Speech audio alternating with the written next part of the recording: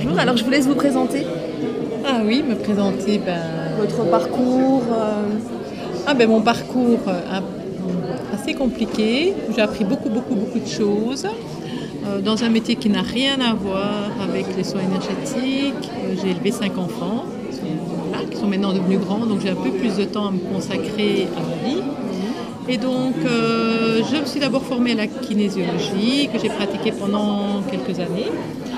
Et tout au cours de mes recherches, j'ai rencontré un jour Benjamin Léoto. Et j'ai absolument été... ça a été une révélation. Parce qu'il proposait une vision totalement nouvelle du soin énergétique et surtout une compréhension de ce que lui appelle l'écosystème énergétique. C'est-à-dire que sur notre planète, on vit dans un écosystème et chaque être vivant développe son propre écosystème et interagit en permanence l'un avec les autres. En permanence, on vit comme ça en interaction avec le monde animal, le monde végétal, sans nécessairement en avoir conscience. Évidemment avec les autres êtres humains que l'on va rencontrer, dont on n'a pas nécessairement conscience de tous les échanges qui peuvent se produire. Et donc, dans ces échanges, on va parfois avoir ce qu'on va appeler des parasites ou des virus qui vont se présenter et qui vont venir se mélanger à votre énergie propre. Lorsque ces virus viennent se mélanger, vont provoquer des parasitages. Au même titre que dans un ordinateur, on chope un virus, on ne s'en rend pas compte tout de suite, ça bug un petit peu, ça ne va pas trop bien, et c'est vraiment quand il y a un gros problème qu'on se dit « Ah ben merde alors, maintenant, j'emmène mon ordinateur chez un informaticien pour nettoyer le disque dur. » Eh bien, je suis l'informaticien qui va nettoyer le disque dur qu'est votre corps physique. Et quelle forme ils peuvent prendre ces virus? Alors, ils sont d'ordre énergétique, ce sont des informations énergétiques qui sont vagabondes, qui vont aller errer, s'accrocher à n'importe quel autre être vivant. Donc en fait, ils sont, je vais dire, invisibles, sauf que, de par la technique, on apprend donc à les localiser et donc à les neutraliser. Après ça, la personne est débarrassée de ces virus qui sont dans son énergie, sont neutralisés. Donc son énergie qu'elle dégage ici sur Terre, va être totalement rétablie. Elle n'aura plus, de parasitage. Sauf que nous, les êtres humains, nous avons une autre énergie aussi, qu'on va appeler la mémoire d'âme, sans connotation ni religieuse, ni spirituelle, ni quoi que ce soit, parce que c'est celle que l'on perçoit toujours à l'intérieur de soi et que l'on entend comme étant la petite voix intérieure. Dans notre monde moderne surtout, on a tendance à verrouiller cette petite voix quand elle vous dit « Non, on ne va pas travailler, reste ici, j'ai besoin de repos. » Et à ce moment-là, on dit « Il faut que j'y aille. » Donc on verrouille, on apprend à ne pas écouter cette petite voix. Et puis les parasitages vont venir à un moment donné désynchroniser cette information. Et donc on se retrouve dans une situation où on se sent mélancolique, dépressif, burn-out, toutes ces difficultés où finalement quand on ferme les yeux, qu'on s'interroge un petit peu à l'intérieur, on est devant un grand vide sidéral. Et là, on se dit, mais qu'est-ce que je fous là? Pourquoi je suis là? Et on n'entend plus cette vibration qui est notre être essentiel, qui est notre être primordial, et on n'entend plus rien, et on est juste là en train de se demander pourquoi on doit subir tant de choses, ou vivre des choses qui sont parfois compliquées ou difficiles. Dans cette méthode, et c'est en ça qu'elle est révolutionnaire, non seulement il y a cette compréhension qu'il y a des interactions et des parasitages possibles, mais aussi que du coup, une fois que l'énergie propriétaire d'une personne a été nettoyée de ses parasites, on peut resynchroniser ces deux énergies ensemble, et c'est là que la magie intervient. Je dis l'âme agit. C'est vrai. Voilà, c'est ça. Parce que du coup, la personne va être éclairée de l'intérieur, va être reconnectée avec qui elle est vraiment.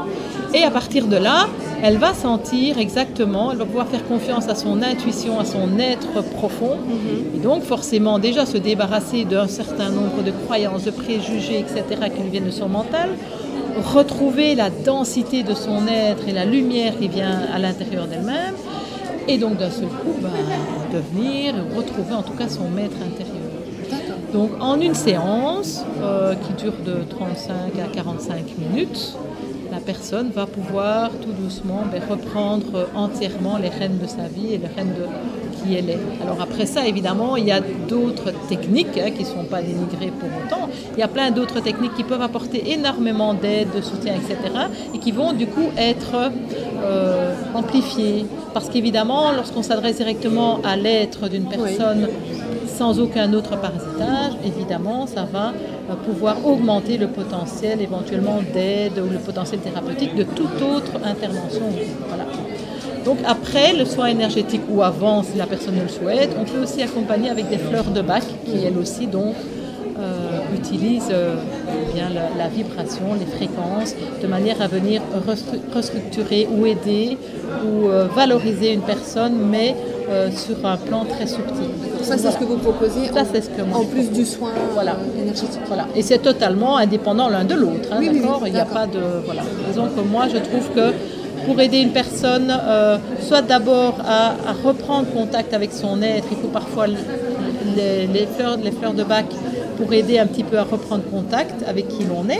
Et après le soin, parfois on est confronté à des difficultés de blocage émotionnel. Et dans ces cas-là, on a parfois besoin aussi d'être un petit peu accompagné avec des fleurs de Bach. Voilà. Mais c'est totalement séparé l'un de l'autre. D'accord, super. Je vois que vous avez un livre devant vous. Est-ce que vous pouvez peut-être nous présenter ? Donc voilà, ça c'est le livre de Benjamin Liotto qui s'appelle L'écosystème énergétique.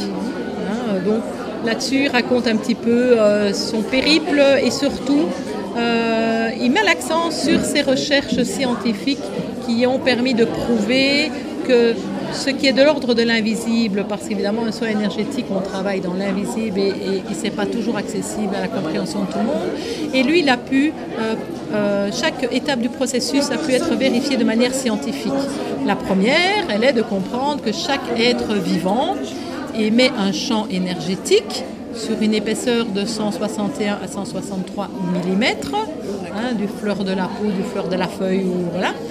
Et cette épaisseur-là, de 161 mm, évidemment, pourquoi cette épaisseur, cette distance-là ? Parce que c'est le rapport métrique du nombre d'or. Quand il a découvert que tous les êtres vivants avaient une énergie propriétaire qui était coincée dans cet espace-là, et que cet espace-là correspondait au nombre d'or, là il s'est dit, voilà comment on trouve le pont entre la science, la géométrie sacrée et le monde invisible de l'énergétique. Donc voilà, ça c'est en ça qu'il est vraiment très très novateur. Voilà. D'accord, super. Écoutez, on vous remercie pour votre intervention. Merci. Et bonne continuation. Merci.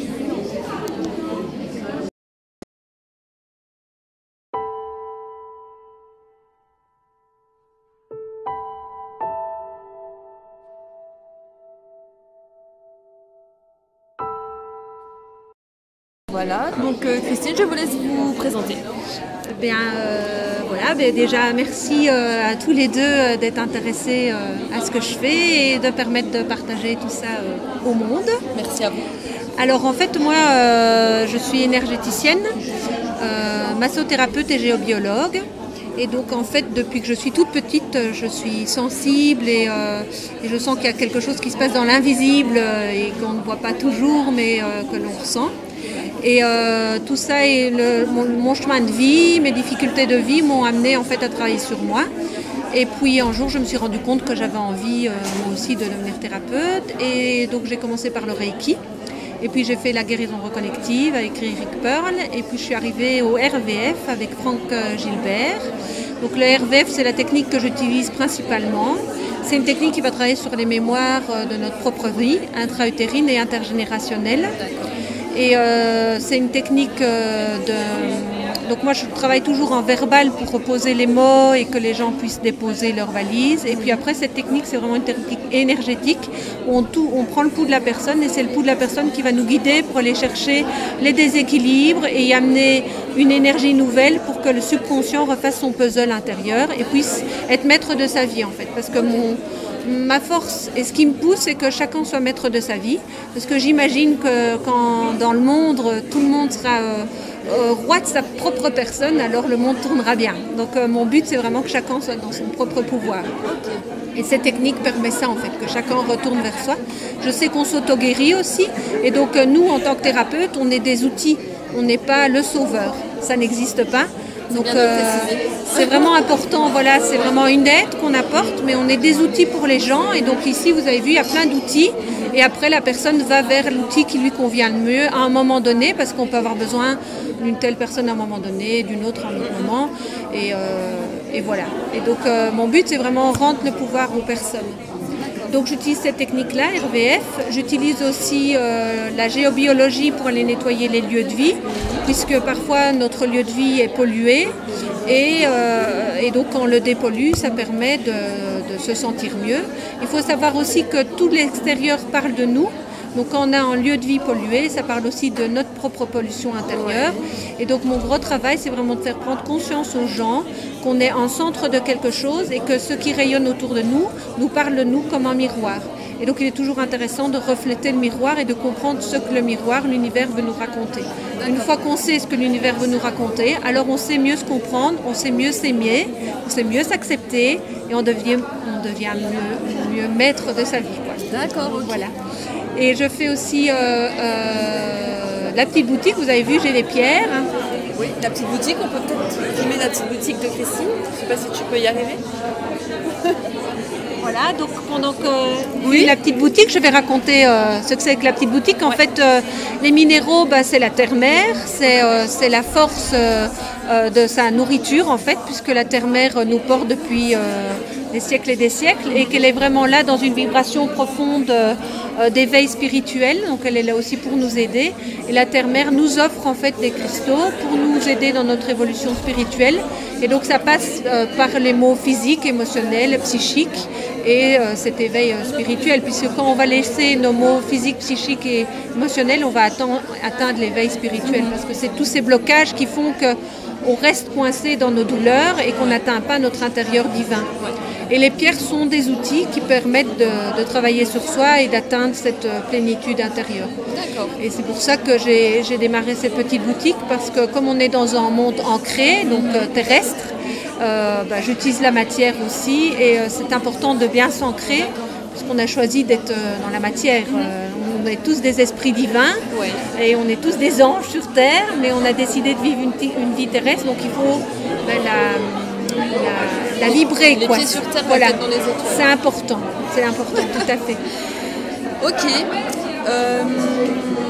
Donc, est-ce qu'on peut parler un peu plus précisément de votre soin d'amour que je propose sur le site, pour qui, pourquoi? Voilà, en fait, pour moi, l'énergie d'amour, c'est la plus belle énergie qu'il y a et c'est la seule.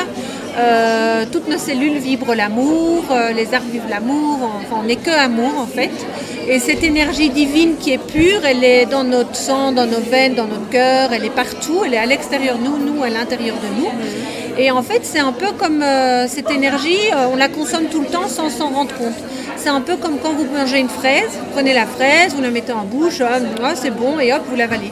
Par contre, si vous prenez la fraise et que vous dites « Waouh, quelle belle couleur rouge, tu vas m'aider pour ma circulation du sang, quelle belle couleur rouge, tu vas aider à mon chakra racine, quelle belle couleur rouge, tu vas me donner la passion, tu m'apportes du sucre, donc je vais avoir de l'énergie, t'es le fruit de la terre », et on prend conscience de ce que c'est réellement d'une fraise, on va la mettre en bouche et ça va prendre quelque chose d'énorme, ça va nous faire vivre, ça va nous nourrir profondément parce qu'on est conscient de ce que c'est. Et bien moi, avec l'énergie d'amour, le soin d'amour, c'est rendre conscient, permettre aux gens de prendre conscience que l'énergie est partout, mais qu'il faut la faire vibrer en fait. Et que quand on prend la peine de la sentir et de la rayonner, il se passe réellement quelque chose et on peut faire augmenter le taux vibratoire de la terre, de soi, des lieux, et que c'est un outil qu'on a tous, quoi. Et c'est gratuit pour tout le monde et c'est vibrant. Et donc quand on se fait des câlins, par exemple, c'est ça qui se passe. Quand on se fait des vrais câlins, quand on se fait une vraie accolade de « Ah, je suis avec toi maintenant », alors il se passe vraiment quelque chose. Et c'est ça qui me porte, en fait. Donc vous apprenez aux gens à prendre conscience de ce qu'ils ont, de ce qu'ils font dans leurs gestes de tous les jours. Voilà, et alors quand on travaille en groupe, je fais par exemple des groupes pour soi, ça s'appelle un groupe pour soi, c'est des ateliers les jeudis soirs. Et donc ça c'est pour travailler sur soi mais en groupe, c'est vraiment dans cette idée-là. Parce que quand on est en groupe, on se rassemble et les gens ne se rassemblent pas par hasard, c'est parce qu'ils ont les mêmes thématiques à travailler. Et parfois on a des thématiques profondes qu'on n'a même pas conscience. Et quand quelqu'un du groupe va parler de quelque chose, ça va d'office rayonner sur les autres. Et ensemble on est beaucoup plus porteurs et le travail est beaucoup plus profond. Et donc c'est vraiment intéressant de travailler ensemble et de se rassembler, quoi. Et moi je rêve d'avoir une fois une conférence avec une centaine de personnes. Vous imaginez qu'on se tient tous la main, qu'on se connecte tous à notre cœur et qu'on pulse l'énergie d'amour, mais ça va être divin, quoi. Bah, l'invitation et la demande est lancée. Ah ouais. Donc ça y est, c'est bon. Voilà. C'est acté. Voilà, super. Ok, bah super. Je vois plein de petits outils autour de vous, des oracles, des pierres. Est-ce que c'est des outils desquels vous vous servez pour aider les gens Oui, voilà, je fais aussi des tirages de cartes. Donc c'est pas pour dire l'avenir. Donc ça pour moi l'avenir est ouvert en fait. C'est un tableau que l'on crée jour après jour. Même si dans nos thématiques, ce qu'on a créé hier va créer le futur et donc on peut quand même avoir des informations. Mon but, moi, c'est vraiment de permettre à la personne de faire le point ici et maintenant et de comprendre qu'est-ce qui lui arrive et pourquoi elle vit ça. Et donc les cartes sont des supports et quand je tire les cartes, c'est vraiment est-ce que je suis bien à ma place ou alors tout à l'heure c'était est-ce que je suis bien dans mon couple ou pas ou pourquoi est-ce que je vis ça. Et alors les cartes sont vraiment des supports de lecture puisqu'il n'y a pas de hasard. Et donc la personne avec toute son énergie divine va d'office tirer la bonne carte. C'est comme le pendule en fait. Oui. C'est notre amour divin ici, notre créateur, notre force intérieure, notre médecin intérieur, peu importe le terme qu'on utilise, qui va animer le fait qu'on va tirer la bonne carte ou que le pendule va tourner dans un sens ou dans un autre. Voilà, c'est pour nous pour l'état du moment, quoi, surtout. Voilà, et ça permet aussi de passer au-delà de notre mental, parce que notre mental, on a différents corps, et notre mental c'est un corps magnifique, mais c'est un corps qui a été beaucoup adulé, et donc on lui a donné tellement d'importance que le mental croit qu'il est tout.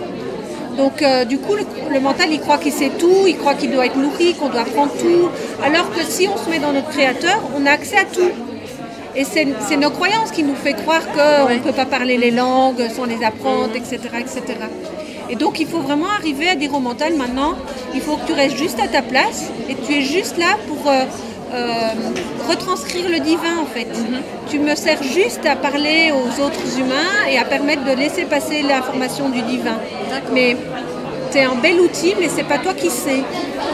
Et alors le mental se calme. Sinon, c'est comme toute notre partie égotique. Hein. C'est ça. Notre partie égotique, en fait, elle est merveilleuse parce que ma partie égotique chez moi, c'est Christine. Et elle est merveilleuse, sinon je ne serais pas là devant vous en train de vous parler.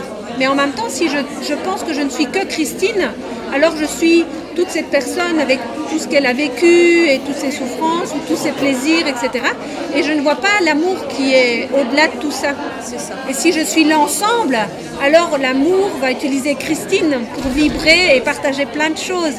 D'accord. Et c'est ça qui est passionnant, quoi. Et c'est ça que je veux faire sentir aux gens et qu'on a tous cette capacité d'auto-guérison, on a toutes cette capacité de transformation. Rien n'est figé en fait. Tout peut bouger. On a cette liberté d'être maître de notre vie et moi c'est ce qui m'anime profondément de partager, quoi. Et donc j'utilise plein de techniques pour faire passer ça. Et voilà, c'est super, je pense que les gens vont pouvoir le sentir dans les vidéos. C'est super gai, quoi. Je fais aussi des ateliers pendules s'il y en a qui sont intéressés. Donc en fait c'est pareil, le pendule est un bel outil, donc on peut avoir son pendule intérieur. Mais le pendule extérieur, puisqu'on a parfois besoin d'un support, comme je vous explique avec les pierres, le pendule, ça permet vraiment de se dire « Ah ben je fais confiance à mon intérieur et lui c'est... » et pas mon mental qui me dit « Ah ben voilà ». Et c'est vraiment un bel outil et c'est une façon aussi de venir vers soi. En fait. Donc c'est pour ça que je fais les ateliers pendules. Et ça permet aux gens d'être autonomes. Parce qu'on m'appelle pour retrouver des choses ou par rapport à des questions, mais les gens qui sont venus faire des ateliers pendules, ils acquièrent leur propre autonomie. D'accord. C'est génial, quoi. C'est une façon, oui, de revenir vers soi aussi. Mais oui, c'est ça, et d'être maître de soi, tu vois, de ne pas toujours... de penser qu'on a besoin de l'extérieur pour vivre, tu vois. Exactement. Et on est dans ce mode-là, on est dans le mode élève, prof... tu vois, et donc ça, il faut sortir de ça parce qu'on a tous besoin de tout le monde et l'enfant ne sait pas moins que le professeur. L'enfant apprend autant au professeur que le professeur apprend à l'enfant. Et c'est comme nous en tant que parents. Nos enfants sont nos maîtres parce qu'à travers eux, on comprend nos blocages. Et nous, on est des guides pour nos enfants parce qu'on leur permet de se structurer pour arriver à l'état d'adulte. Mais on ne sait pas ce qui est bon pour l'enfant. Seul l'enfant le sait. Et quand on est dans l'information qui est déséquilibrante, c'est quand l'adulte croit qu'il sait ce qui est bon pour l'enfant. Oui. Et là, on est dans un déséquilibre. C'est comme quand on dit à notre mental que c'est notre mental qui sait ce qui est bon pour nous. C'est pas vrai. Notre cœur sait ce qui est bon pour nous, pas notre tête. Et donc, voilà. Je suis bien d'accord avec tout ça. Eh ben super, je suis très contente de vous avoir rencontrés tous les deux. Et merci beaucoup pour ce super partage. Merci à vous deux aussi. Et à bientôt et gratitude. Merci à vous.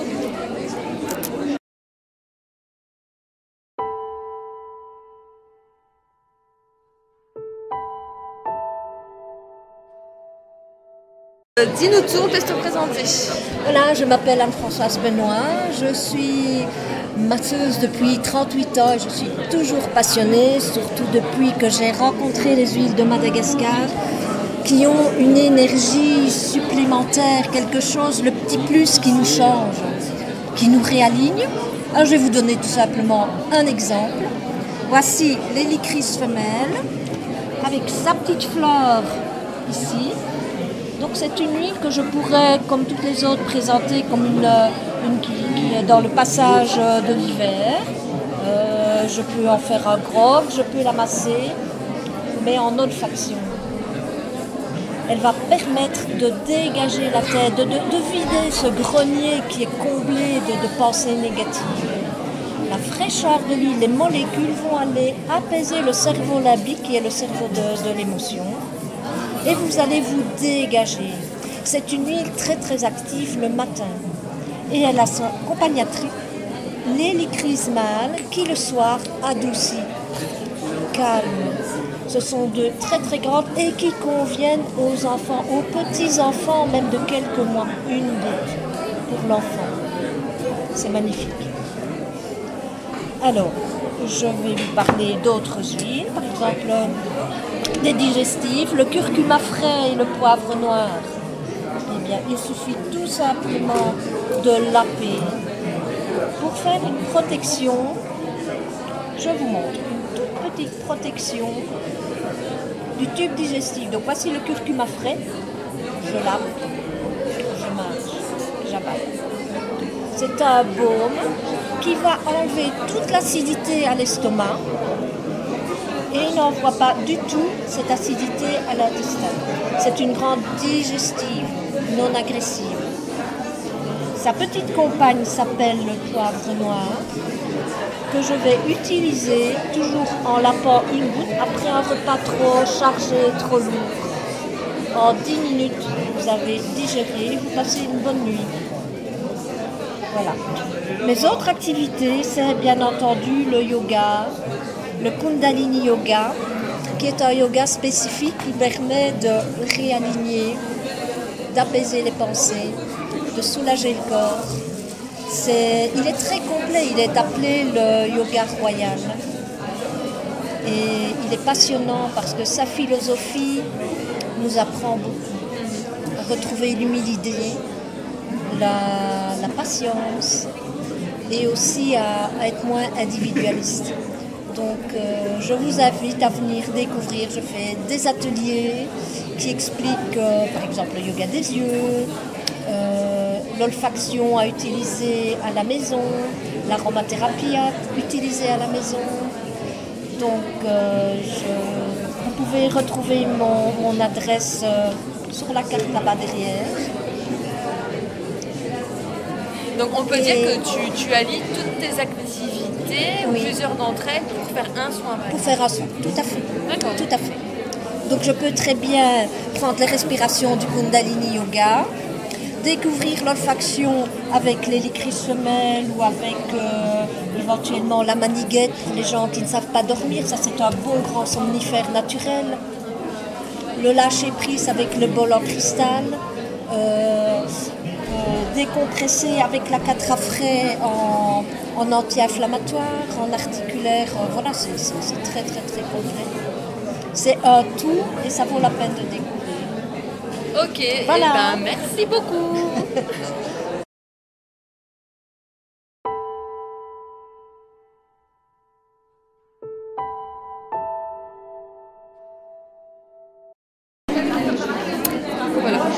Voilà, bonjour. Est-ce que vous pouvez nous parler de ce qui vous a mené à la naturopathie? La naturopathie, naturopathie, en fait, ce qui m'a plu au départ, c'était je voulais connaître un petit peu plus des plantes.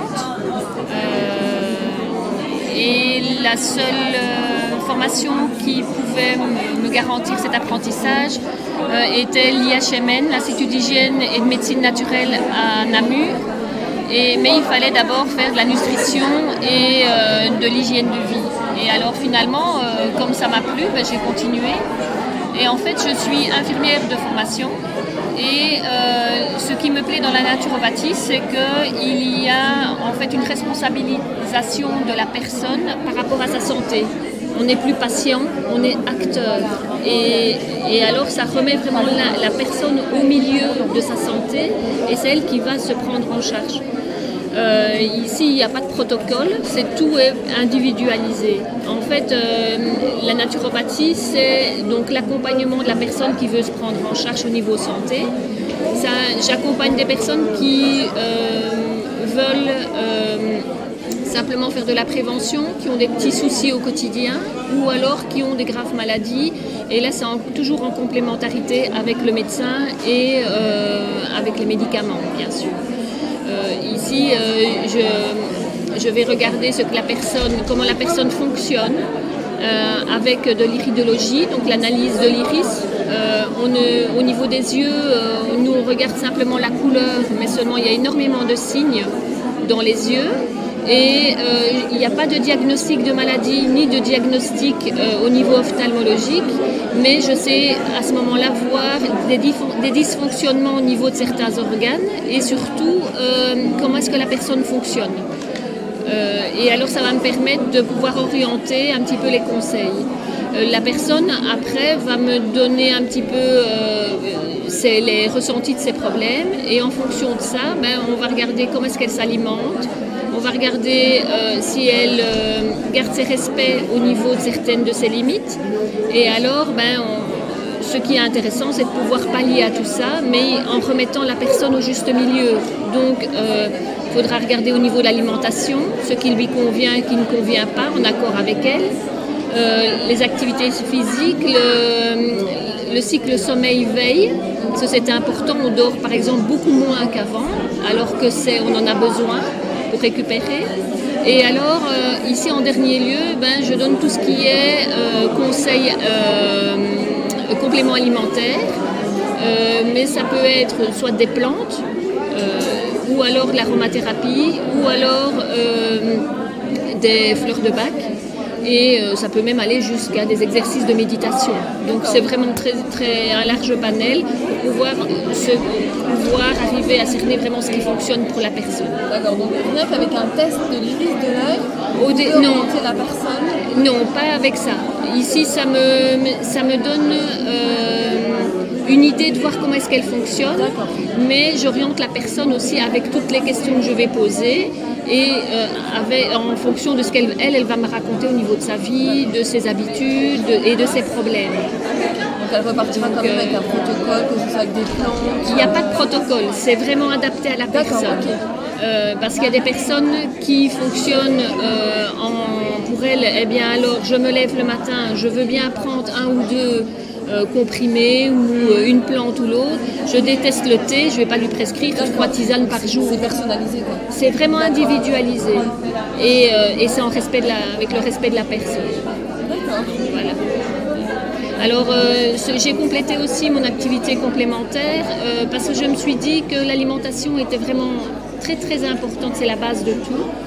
Et bien souvent on dit quand on veut manger correctement, alors il faut manger tout cru, il faut manger que des légumes et on n'est pas heureux si on mange 3 bâtons de carottes tout seul. Donc je ne suis pas bonne cuisinière, mais pour expliquer que c'est franchement réalisable, je fais des ateliers nutritionnels à la maison et ici c'est vraiment une petite base théorique et puis il y a une élaboration de recettes avec on cuisine tous ensemble, tout le groupe, et puis on déguste et alors comme ça on sait que c'est faisable. Parce que donner une recette de cuisine et ne rien dire, donner les ingrédients et ne rien dire. Donc voilà. Et alors, est-ce que c'est important, même si on a les aliments sains, de pouvoir les cuisiner pour que ce qu'on a dans l'assiette soit tout aussi sain, si pas plus. toujours en intégrant tout ce qui est germination, cuisson vapeur douce et parfois même de la cuisine crue. Donc voilà. D'accord.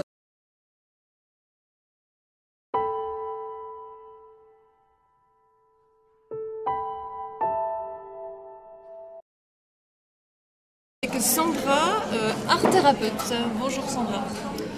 Mais voilà, donc moi je travaille en fait parce que l'art en fait est thérapeutique en soi, donc je suis pas là pour interpréter mais pour accompagner la personne dans son processus artistique. Donc je lui propose des outils et pour justement exprimer son enfant intérieur, parce qu'on est tous créatifs en soi mais qu'il y a des fois on oublie un peu sa part de créativité. Donc je suis là pour justement faire sortir cette créativité qu'on a en soi, parce que ça peut être une source, une ressource pour continuer à cheminer tout au long de sa vie.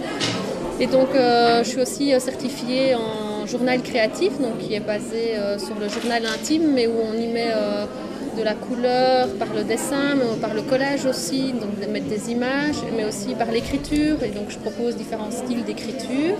Donc ça peut être des écritures illisibles, des écritures en silhouette, des choses comme ça. Et aussi dire des choses qu'on a envie de dire mais qu'on n'ose pas, donc c'est pouvoir les dire, mais si elles nous dérangent, de pouvoir les recamoufler après ou d'améliorer. Si je me trouve face à une émotion dérangeante, mais qu'est-ce qui peut faire que cette émotion devienne agréable? Donc c'est parfois de remettre une couleur sur une chose, sur un texte, ou de remettre une image.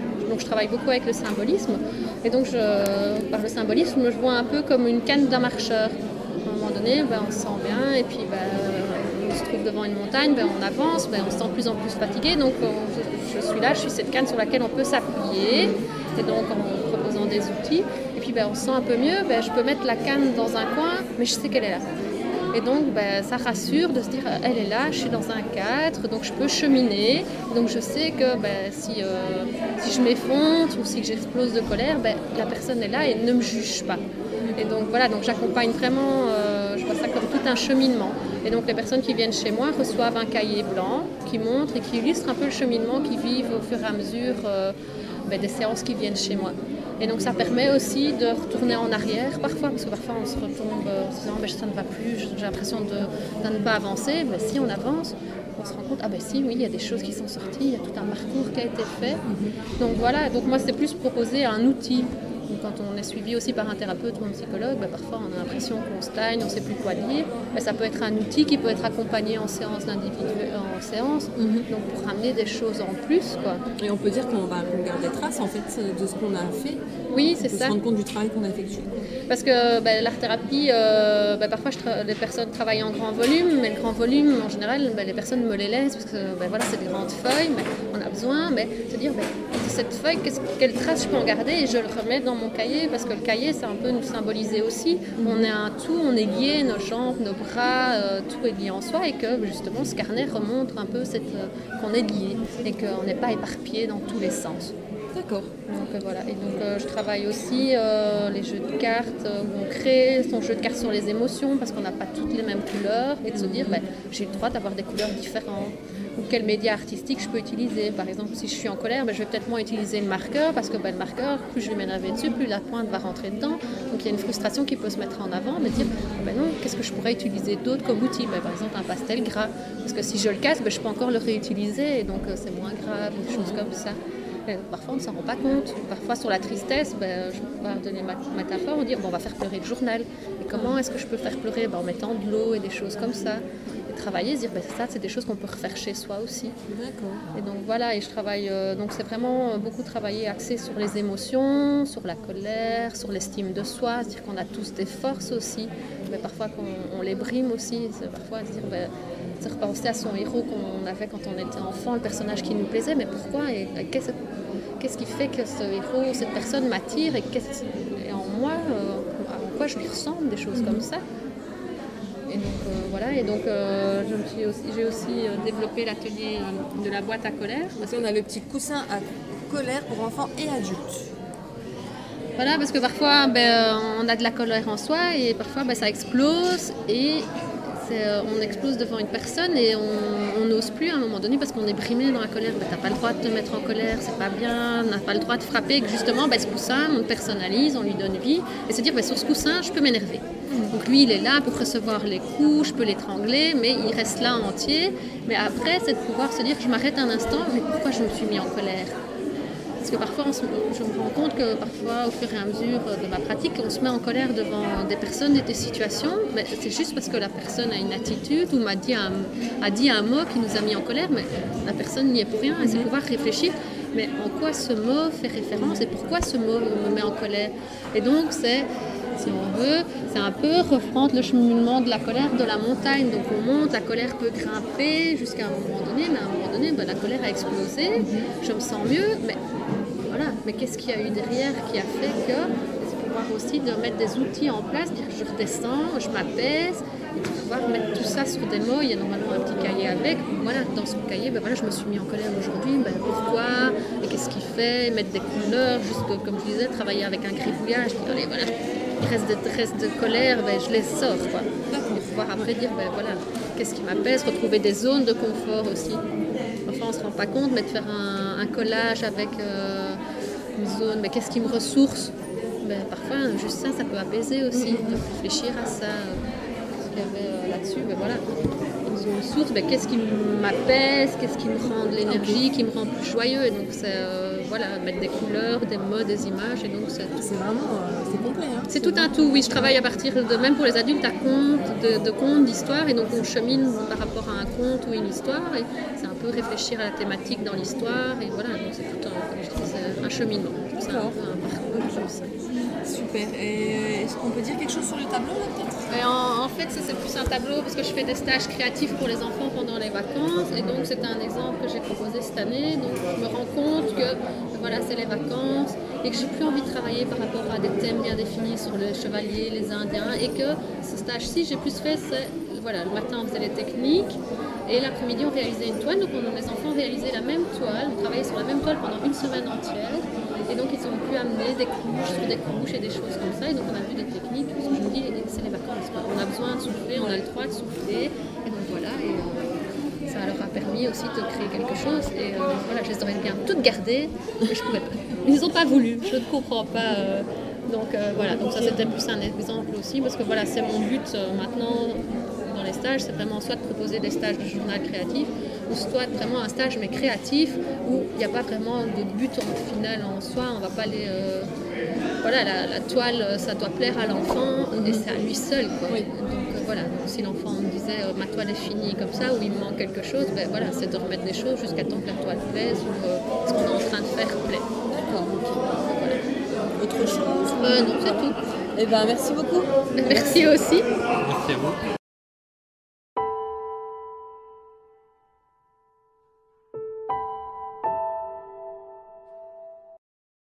Bonjour, alors on est avec Monsieur Disler Renaud, co-organisateur de la première édition du salon Attitude Zen Gaume, qui va nous expliquer comment a fleuri cette idée de salon et dans quelles conditions et pourquoi. Donc en fait on était plusieurs thérapeutes mais aussi plus dans l'entrepreneuriat collaboratif. On s'est dit tiens c'est vrai que ça devient difficile de se faire connaître et de trouver de la nouvelle clientèle. Donc on n'est jamais si bien servi que par soi-même. Donc on est parti pour faire un salon avec nos agendas, nos contacts. Finalement on s'est rendu compte que tous ceux sur qui on comptait au départ nous ont lâchés et nous ont pris pour des fous.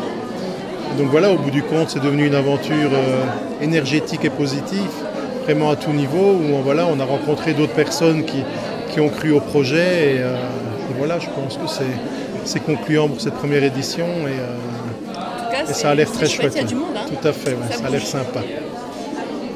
Autre chose à ajouter Non, Vous pensez que ça sera réédité ? Je pense bien, oui, vu le succès, la balle est lancée, donc maintenant à nous de poursuivre l'aventure. Ça va. Avec d'autres fous. On vous remercie beaucoup et sûrement à l'année prochaine. Voilà, merci aussi.